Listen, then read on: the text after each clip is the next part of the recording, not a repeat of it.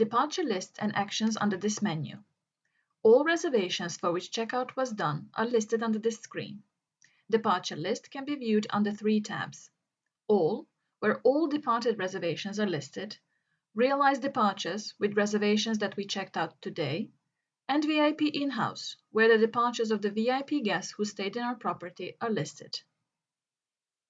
If we have mistakenly checked out one reservation, we can easily reverse this operation by selecting the desired row and clicking on Checkout Cancel option on the Action menu.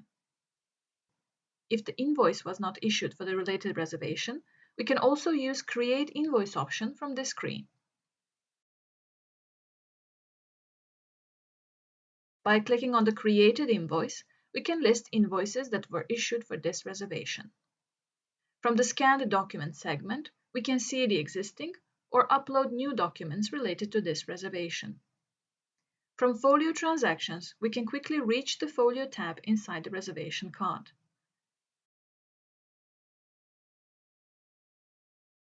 In case we wish to make any correction to the folio for the checked out reservation, by clicking on Insert New Posting and Payment button, we may make the corrections to the desired folio transaction.